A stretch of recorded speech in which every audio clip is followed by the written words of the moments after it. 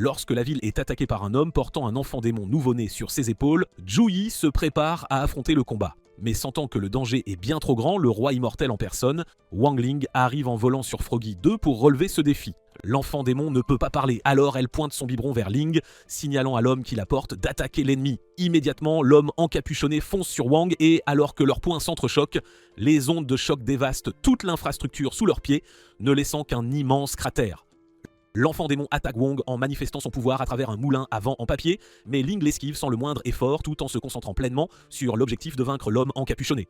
L'homme encapuchonné prend enfin la parole, déclarant son jeune seigneur comme le véritable roi immortel, puis il déchaîne une boule d'énergie violette creuse sur Ling, qui riposte aussitôt en projetant une boule d'énergie jaune éclatante sur l'homme encapuchonné. À cet instant précis, on découvre que les parents de Ling sont tout près et qu'ils s'inquiètent pour la sécurité de Ling et de l'enfant démon, révélant ainsi que l'enfant démon n'est autre que la petite sœur de Ling. Sa mère le supplie de ne pas se battre, mais alors que les deux se donnent à fond, elle perd tout espoir. Leur boule d'énergie s'entrechoque, provoquant une explosion dévastatrice qui dévore absolument tout sur son passage. Les parents de Ling, pendant ce temps, se disent dramatiquement leurs derniers mots, mais alors qu'ils s'embrassent pour une ultime fois, la mère de Ling se réveille. Il est alors révélé que tout ceci n'était qu'un terrible cauchemar où elle voyait son fils Ling se battre avec son bébé à naître. Elle est actuellement chez elle, avec son mari et Ling, et elle est enfin soulagée de constater que rien de tout cela n'était réel. Pendant ce temps, Ling envoie un message à son amoureuse Rong, lui demandant de bien vouloir aider sa mère à se faire examiner à l'hôpital familial de Rong. Rong accepte avec grand plaisir et sur ce, Ling s'y rend avec ses parents.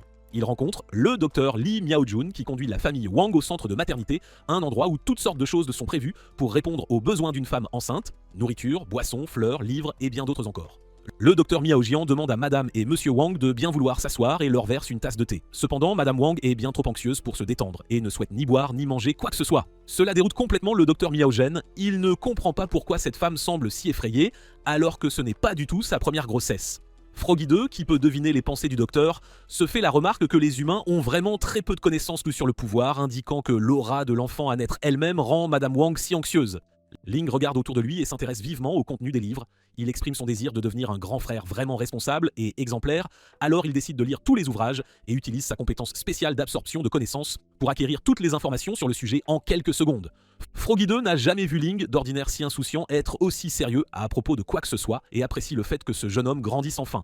Un drone interrompt soudainement Ling, l'informant que certains de ses amis se sont rassemblés dehors et l'attendent avec une grande impatience. Cette nouvelle apporte un sourire radieux au visage de Ling et il se précipite aussitôt pour rencontrer ses amis. Alors qu'il se dirige vers l'extérieur, Chen Chao fonce vers lui avec une grande excitation, lui demandant ce que ça fait de savoir qu'il sera bientôt le grand frère d'une jolie petite sœur.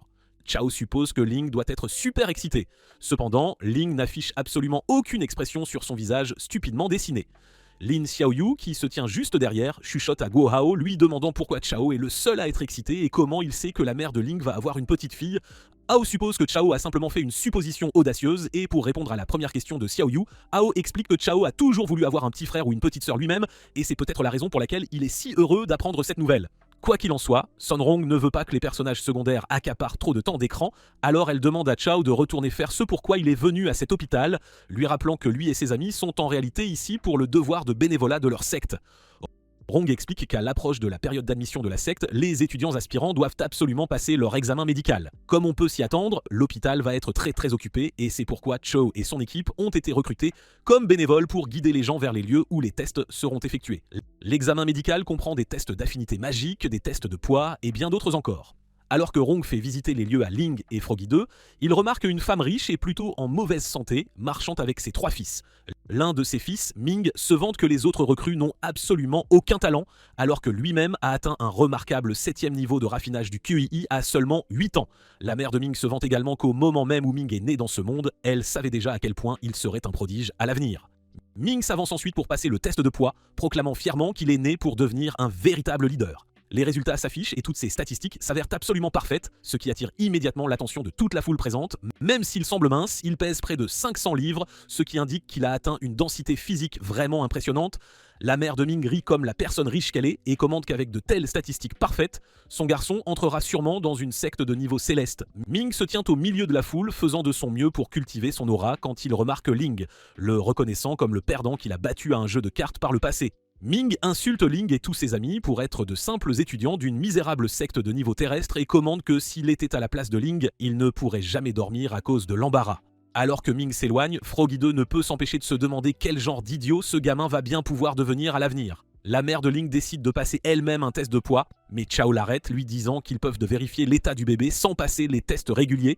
Pour ce faire, Madame Wong porte d'abord une ceinture spéciale et Chao vérifie le cœur du bébé en premier, révélant un battement puissant qui ressemble presque à une mélodieuse chanson. Ce rythme fait vibrer et danser tout le monde autour, ce qui exaspère Ming, car il ne peut tolérer que d'autres personnes attirent l'attention, même s'il s'agit d'un bébé à naître. Quoi qu'il en soit, Rong remarque à quel point Madame Wong a l'air inquiète et lui demande si elle n'est pas heureuse que son bébé soit si vif. Madame Wong répond en expliquant qu'avoir trop d'énergie peut parfois être une mauvaise chose. Le subordonné de l'empereur des esprits révèle qu'il a observé tous les nouveaux venus et que ces deux premiers sur la liste sont Ming et le bébé à naître de Madame Wong.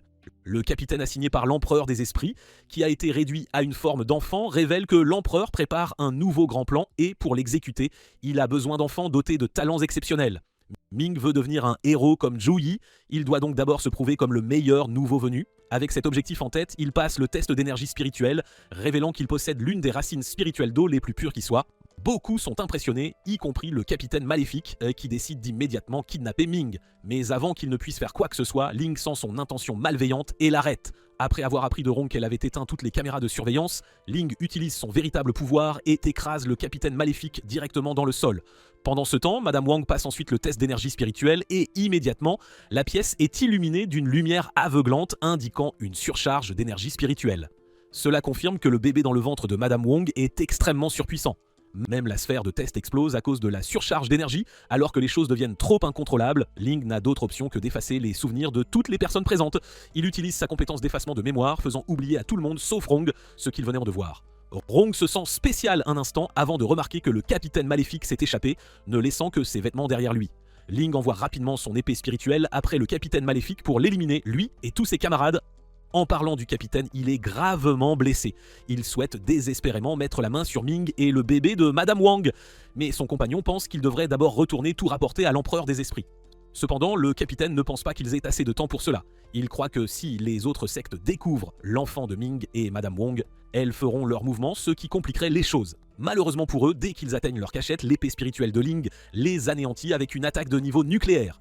De retour à l'hôpital, Ming se sent mal après avoir réalisé qu'il n'est pas le personnage principal. Il n'a pas pu non plus terminer son test car l'équipement de test s'est cassé, mais Ling lui dit de ne pas se sentir mal, promettant que ce sera réparé d'ici demain.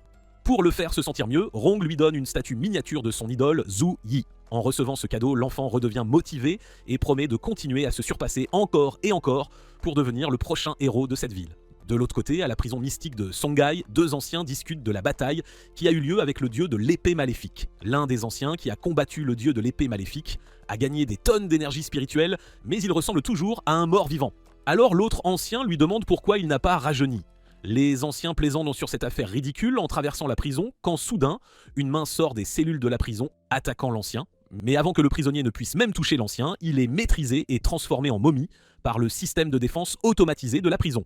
Les anciens sont impressionnés et déclarent que le système de défense de cette prison s'améliore de jour en jour. Ils sont certains que cet endroit est indestructible et ils continuent donc d'avancer jusqu'à atteindre la cellule de Chen Nangshuan. Ils entrent dans la cellule, trouvant Nangshuan agissant comme un chaton perdu. La pure innocence fait que les anciens reconsidèrent de leur décision d'enfermer Nangshuan ici en premier lieu, mais ils savent mieux à quel point il est sinistre. Nangshuan a été enfermé d'une manière qui le rend complètement immobile, donc les deux anciens ne s'inquiètent maintenant pas trop et commencent à discuter de choses aléatoires à l'intérieur de la cellule. L'un d'eux mentionne que Nangshuan devait initialement être emprisonné dans la prison de niveau céleste, mais la décision a été changée car un individu beaucoup plus dangereux y est emprisonné. Quelqu'un de si incroyablement sinistre qu'il peut réveiller le démon intérieur de Nangshuan qui a été scellé.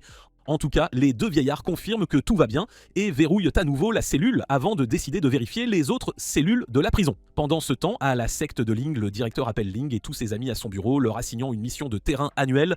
Rong demande de quoi il s'agit et le directeur révèle que ce sera un escape game. En entendant cela, tout le monde est choqué, sauf Ling qui mange tranquillement des chips sans prêter la moindre attention.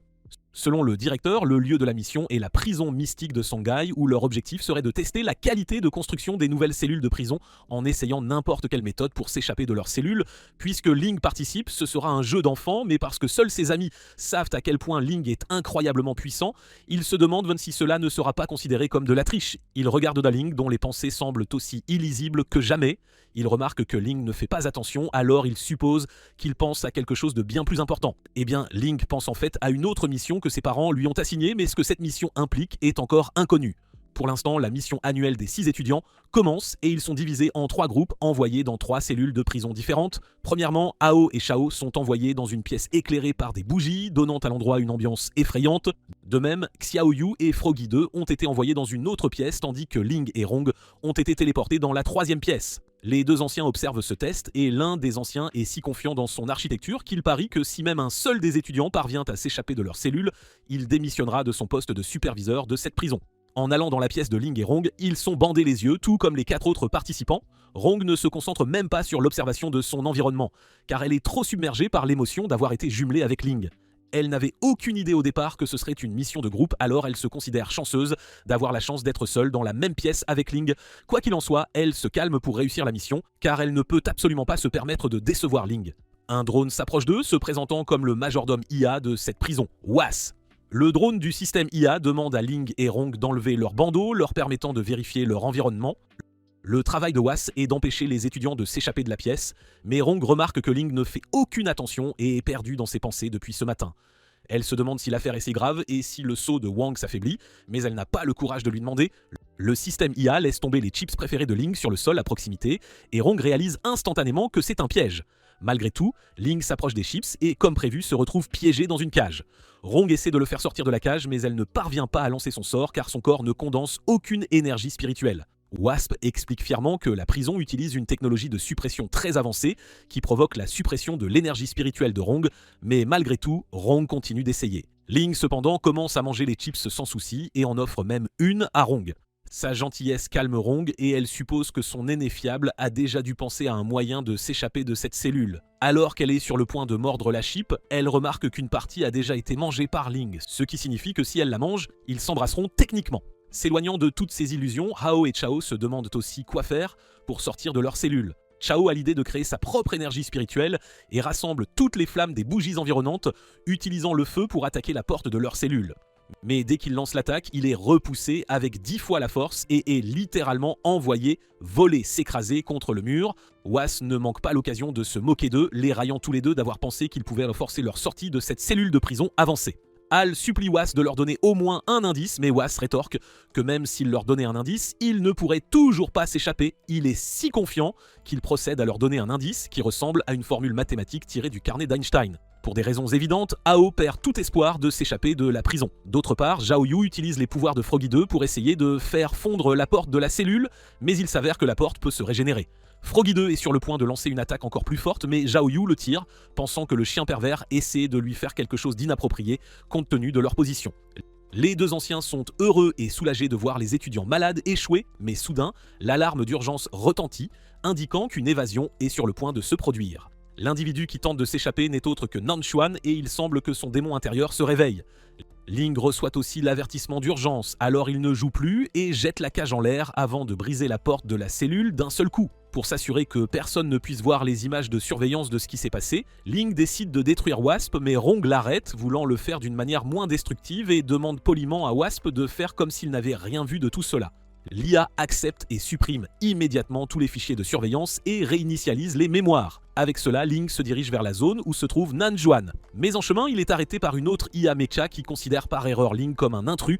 À cause de la réinitialisation soudaine de la mémoire, l'IA mecha analyse les visuels de Ling et détermine instantanément que Ling est un perdant solitaire qui a du mal à se faire des amis. Le mecha croit pouvoir abattre un tel perdant misérable en un seul coup, mais alors qu'il frappe Ling, il ne bouge même pas. Un résultat si étrange provoque un dysfonctionnement du robot. Hao et Chao arrivent là où se trouve Ling, révélant que Was a mal fonctionné et leur a ouvert la porte. Ling semble à nouveau distrait, mais comme le robot continue de biper bruyamment et de manière agaçante, Ling lui donne un coup de pied dans la tête, l'envoyant s'écraser au loin. Le pic d'énergie spirituelle provoque l'ouverture de la cellule de prison de Nanshuan, et à en juger par l'énergie spirituelle menaçante, Nanshuan réalise instantanément que c'est Ling. Il abandonne immédiatement son plan d'évasion et ferme rapidement la porte de la cellule par peur. Xiaoyu et Froggy 2 rejoignent Ling et tous ensemble, ils décident de terminer leur mission en quittant la prison. Rong tient la main de Ling car il ne fait encore une fois pas attention et commence à l'entraîner. Alors qu'ils sortent par la porte principale, Ling commente à quel point le lever du soleil est agréable et chaleureux. La raison pour laquelle il était si absent aujourd'hui est assez que sa mère lui a donné la responsabilité de choisir le nom de sa sœur et il a constamment réfléchi au nom qu'il devrait choisir. Maintenant, la sensation de chaleur aide Ling à enfin choisir le nom Nuan qui signifie chaud. Pendant ce temps, à la prison de niveau céleste, l'homme mystérieux apprend que Nanshuan a choisi de ne pas s'échapper même s'il en avait l'occasion. L'homme appelle cela dommage, et en apprenant que Nanshuan l'a fait par peur de l'énergie spirituelle d'un certain individu, il a hâte de le rencontrer. Pour l'instant, le seul indice qu'il a est que l'individu est lié à la 60e haute secte, alors il ordonne à son subordonné de transmettre cette nouvelle à Night Skull et de lui dire d'enquêter. L'empereur des esprits est en colère car tous les 7 esprits qu'il avait collectés au fil des ans ont été complètement détruits. Pendant qu'il y pensait, l'un de ses subordonnés vient l'informer que cela pourrait être le résultat des événements dans la région du Sud, qu'il lui avait intentionnellement caché parce que le manuel disait que lorsque de telles choses se produisent, il devrait d'abord enquêter. Dans de tels cas, l'équipe des relations publiques devrait d'abord enquêter pour connaître le niveau du problème, puis le département concerné tentera de le résoudre. Ce n'est qu'alors qu'ils pourront informer le Seigneur Empereur. Le délai que cela peut causer agace le Seigneur Empereur qui demande immédiatement qui a donné un tel ordre. Lorsque le subordonné lui dit que c'est lui qui a demandé que cela soit fait de cette manière, il renvoie avec colère le subordonné et dit qu'il ne devrait pas reprendre le lendemain. Le Seigneur Empereur se complaît dans la colère, se demandant qui a eu l'audace de détruire sa grande secte. Ce n'est qu'à ce moment-là qu'un des membres de la secte des rats vient à son secours. Il lui dit qu'ils ont mené leur enquête et qu'ils connaissent la source. Bien que le Seigneur Empereur semble douter de lui, lorsqu'il est informé que l'information vient de la prison, il croit immédiatement, il prend le rôle et l'ouvre pour voir la cause du problème. D'autre part, M. Wong vérifie alors qu'ils annoncent le gagnant de l'écrivain de l'année, ce qui, comme on peut s'y attendre, n'est pas lui. L'annonceur va même jusqu'à annoncer qu'il est tombé en désuétude et n'est plus bon. Il crie en espérant trouver l'inspiration pour son nouveau livre. Madame Wong et Ling le regardent depuis la porte alors qu'il reçoit plusieurs appels téléphoniques lui demandant s'il a terminé son nouveau livre et s'il a maintenant de l'inspiration. Frustré, il retire la perruque de sa tête, révélant sa calvitie, ce qui choque tout le monde. Sa femme craint que son agitation ne soit liée à leur enfant à naître. Élever un bébé demande beaucoup d'argent et il doit publier un nouveau livre pour y parvenir. Inquiet, Ling va voir son père et lui dit qu'il peut l'aider. Comment? Nous le découvrirons bien assez tôt. Il commence à utiliser sa cultivation pour rassembler tous les livres de la pièce afin d'écrire quelque chose, mais avant qu'il ne finisse sa magie, son père l'arrête. Il lui rappelle qu'il est le chef de famille et que s'il y a un problème financier ou autre, c'est à lui de le régler. Si le problème est l'inspiration, alors il s'assurera d'en trouver. Déterminé à continuer, M. Wang se met à écrire jour après jour, même après plusieurs jours sans succès. Après une longue tentative infructueuse de trouver l'inspiration, on frappe à la porte et il va ouvrir. La visiteuse est Sun. Elle le salue et l'informe qu'elle a appris ses problèmes d'inspiration et a donc décidé qu'il devrait partir en voyage pour en trouver. Ling les accompagne aussi. Monsieur Wang monte dans le véhicule, mais avant que Ling n'entre, il voit quelqu'un se cacher derrière le nuage, surveillant leur maison. Bien qu'il ne fasse rien au début, le coupable utilise sa caméra pour vérifier le bus, certain qu'une personne puissante s'y trouve. Quand il voit le bus sauter, il réalise que ce n'est pas un véhicule ordinaire. Ling contrôle le bus pour le frapper sur le nuage et ment à son père, disant que ce n'est qu'une turbulence aérienne normale. Ils arrivent au quartier Chen et rencontrent Monsieur Chen. Ce dernier a été informé du problème de Monsieur Wang et promet de l'aider. Il emmène Wang à l'intérieur de la maison pour lui montrer leur mouvement de sanglier supérieur. Il utilise son épée pour abattre une montagne et Monsieur Wang est sidéré. Il fait aussi utiliser l'épée à Chen Chao pour la même technique et est choqué de voir à quel point Chen Chao s'est amélioré. Pour la première fois, il complimente le garçon qui court aussitôt embrasser Ling, ravi que son père le considère comme bon. Monsieur Chen lui rappelle qu'il a encore beaucoup à améliorer et je suis d'accord avec lui. Le harceleur se remet de sa dernière tentative et les suit également jusqu'au quartier Chen. Il est certain qu'il y a quelqu'un de puissant à cet endroit et il observe Monsieur Chen donner l'épée à Monsieur Wang pour qu'il s'exécute aussi.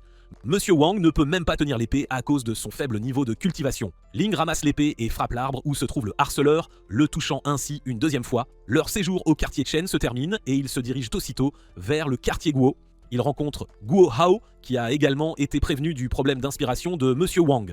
Pour résoudre le problème, il utilise sa cultivation pour faire apparaître un ours éclair spirituel.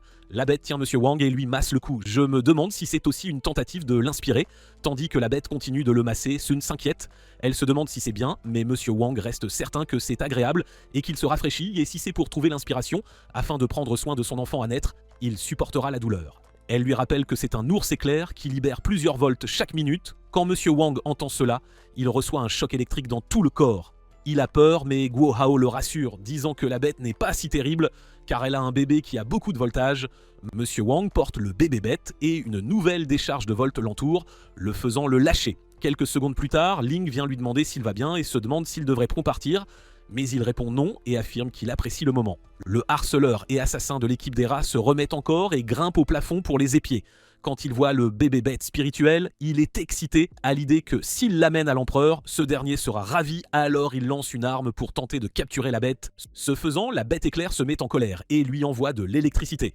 Monsieur Wang saute de la bête et tombe dans la main de Ling. C'en est assez du quartier Guo, alors il se dirige vers le marché de Songhai. Au marché, Ling rencontre Jingbai et commence aussitôt à le frapper.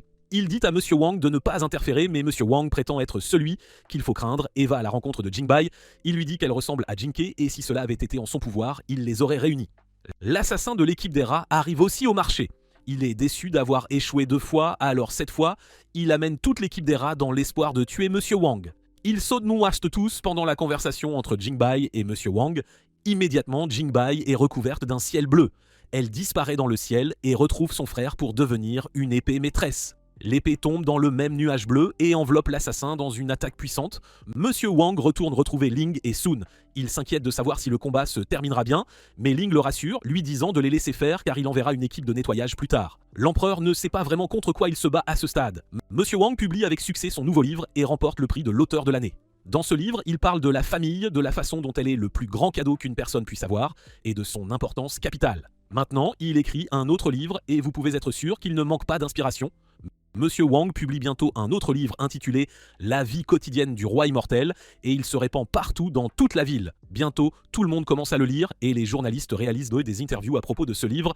Eh bien, Monsieur Wang n'a pas l'intention de se reposer pour l'instant. Au lieu de cela, il continue d'utiliser l'inspiration qu'il a trouvée pour écrire. Un de ces jours, dans sa chambre, Madame Wang vient lui apporter son repas. Elle le supplie de prendre du temps pour se reposer afin qu'il puisse se détendre, mais il refuse.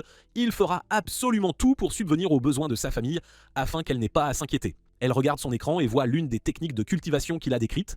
Elle remarque qu'il ne l'a pas bien décrite et le corrige. Elle lui rappelle que la raison pour laquelle les romans de cultivation sont populaires en ce moment est que lorsqu'on les lit, on peut reproduire les compétences utilisées et les acquérir. Pour elle, s'il veut décrire ce genre de technique, il doit y ajouter le nombre concret 42. Il sait qu'Elasso a raison, alors elle s'assied à côté de lui pour qu'il puisse en apprendre davantage. Grenouille 2 et Ling les observent depuis la porte. Grenouille 2 ne peut s'empêcher d'admettre qu'elle semble si bien connaître ce qu'elle dit et se demande d'où elle tire ses connaissances. Ling révèle une vieille histoire selon laquelle sa mère était aussi une écrivaine légendaire. Cependant, cela fait longtemps qu'elle n'a pas touché sa plume. Plus tard, une famille s'assied pour lire le livre de Monsieur Wang. Dès que chacun d'eux termine le livre, ils le décrivent comme merveilleux, si inédit et différent de ce qu'ils avaient vu ou lu auparavant. L'un d'eux, le vieil antiquaire, commente la technique de cultivation qu'il a vue dans le livre car elle lui semble si familière et ressemble à celle de la mère spirituelle à la hache mystique qu'il prétend être son ancienne maîtresse. Les autres sont choqués lorsqu'il décrit comment il a reçu des leçons d'elle concernant la technique divine de la hache mystique, ce qui lui a permis d'atteindre facilement la divinité. Il lui demande s'il a rencontré la mère spirituelle, mais il répond non car ce n'est qu'une sorte de fiction et il a trouvé le livre au bord de la route. Il rit de ses paroles, mais tous se demandent si la mère spirituelle est en sécurité, car elle a disparu depuis plusieurs années. Attendez, Madame Wang est-elle la mère spirituelle? Le livre de Monsieur Wang ne se répand pas sans limite, il se répand indéniablement jusqu'à la table de l'empereur. Il lit le livre et ne peut nier qu'il y ait mentionné de grandes compétences de cultivation. Il reconnaît immédiatement certaines des techniques comme étant d'anciennes techniques appartenant à la mère spirituelle à la hache mystique. Avant qu'il ne conclue, il reçoit un invité qui admet également avoir lu le livre et savoir qu'il contient de véritables pépites. Pour aggraver les choses, l'invité révèle à l'empereur qu'il connaît l'auteur du livre. L'écrivain, la jeune femme à l'énergie spirituelle qu'il désire, et le jeune homme qui les dérange habitent tous dans la même maison. Il jette une diapositive avec une photo de la maison à l'empereur qui est si heureux de l'enquête qu'il récompense presque l'homme comme son meilleur subordonné. Il révèle qu'il a rassemblé l'énergie spirituelle des 5 éléments en trouvant des personnes possédant cette énergie et en la leur aspirant, mais qu'il a maintenant une autre façon de l'obtenir. Lorsque l'homme demande quelle méthode il suggère, l'empereur demande à tout savoir sur le 60e haut, car il a l'intention d'utiliser une diversion, attaquant un endroit pour masquer leur véritable assaut. Que son plan se concrétise ou non reste inconnu pour l'instant. D'autre part, le vieil antiquaire vient en classe pour enseigner aux élèves. Il les informe qu'ils vont apprendre ce jour-là sur la mère spirituelle à la hache mystique. Il n'avait jamais entendu parler d'elle auparavant, ce qui est normal car la femme a disparu depuis longtemps. Il lui pose des questions sur la signification de mystique et il leur dit que cela signifie fantôme. Il les informe que la technique divine de la hache mystique est le point culminant des compétences et qu'ils ont beaucoup de chances d'apprendre de lui car il est le seul survivant à l'avoir apprise. Cela ne suscite pas vraiment l'enthousiasme des élèves. Pour leur montrer, il s'entoure d'énergie bleue et projette de l'énergie dans le ciel. Cela crée une hache qu'il appelle la manifestation de la hache et il utilise cette hache pour couper la table. L'énergie émise par la hache ne semble pas extraordinaire aux enfants. Ils ont déjà vu de meilleures magies. Ils refusent de l'apprendre et ils les menacent en disant que la manifestation de la hache n'est que la plus petite partie de la technique divine et qu'ils doivent tous l'apprendre avant d'obtenir leur diplôme. Ils sortent de la classe et Rong court retrouver Ling. Elle lui dit qu'elle ne pense pas que la technique soit aussi difficile que le vieil antiquaire l'a fait paraître. Pendant qu'il parle, un individu suspect passe à côté d'eux. Il est habillé comme un étudiant, mais Ling remarque immédiatement que quelque chose ne va pas. Cependant, il décide de le laisser tranquille pour voir ce que le garçon prépare. Chen Shao et Guo Hao titubent également derrière eux, épuisés par la longue classe de 2 heures. Alors qu'ils atteignent le portail, Ling remarque une attaque. Il l'esquive et retient Rong pour qu'elle puisse aussi l'éviter. Elle tombe dans ses bras et son visage rougit d'une vive pudeur. Leurs amis n'ont pas pu échapper à l'attaque, alors des racines les encerclent. Ling lâche immédiatement Rong et elle utilise la manifestation de la hache mystique pour créer une hache et couper les racines. Alors que leurs amis survivent, ils sont choqués que Rong ait appris les compétences de la hache mystique si rapidement. Comme ils ne veulent pas être en reste, ils commencent aussi à apprendre. Cependant, leurs haches sont si petites et ils sont tristes de ne pas pouvoir rivaliser. Ils sont loin de se douter qu'une attaque plus importante se prépare contre eux. L'équipe des rats envoie à nouveau ses feuilles, mais Rong parvient à se défendre grâce à ses compétences. Comme les autres ne peuvent pas, les feuilles les encerclent à nouveau. Tandis que Rong se demande si Ling utilise aussi la technique de la hache comme eux, elle le voit prendre une des feuilles et la renvoyer sur les assaillants pour les capturer. D'autre part, certains des assaillants ciblent le vieil antiquaire et il utilise également la technique de la hache pour les vaincre. Ils sont choqués qu'il puisse utiliser cette technique. Ils réalisent que son école est une cible et jurent de leur faire payer. Les autres étudiants ordinaires sont également attaqués. L'un d'eux, Ku Xuan, tente de protéger ses collègues mais échoue. Le vieil antiquaire arrive juste à temps et exhorte les étudiants à utiliser la manifestation de la hache qu'il leur a enseignée. Ils sortent tous leur hache-nœud avec succès et ripostent. Ling observe le combat et rencontre ceux qu'il a capturés. Il demande quelle était leur mission et l'assassin prétend qu'ils ont obtenu ce qu'ils voulaient et qu'il ne lui révélera jamais leur mission. Sans se fatiguer, Ling utilise la magie pour lui arracher la vérité et découvre qu'ils sont là pour sa mère et sa sœur et qu'attaquer l'école n'était qu'une diversion pour l'éloigner de chez lui. Il demande immédiatement à Rong de veiller sur son corps et renvoie son esprit à la maison. Pendant ce temps, à la maison, Madame Wang essaie de choisir des vêtements pour bébé Nuan. Soudain, les ennemis arrivent chez eux et lui demandent à Bipini de les suivre. Elle refuse et quand elle essaie d'attraper son téléphone, ils l'attaquent et s'introduisent dans la maison. Ling est déjà près de la maison et voit l'aura de Nuan. Nuan utilise sa magie depuis l'utérus pour protéger sa mère. Son énergie est si élevée que les ennemis commencent à fuir. Au moment où Ling arrive à la maison, il est furieux que sa mère ait été attaquée. En conséquence, il commande le niveau divin et le plus élevé des actes mystiques, les actes célestes, et attaque les ennemis. Il les détruit et brise même le sol. Il regarde ensuite à l'intérieur de la maison et voit une lettre. Il comprend immédiatement d'où viennent les attaques. Que fera-t-il de cette compréhension ?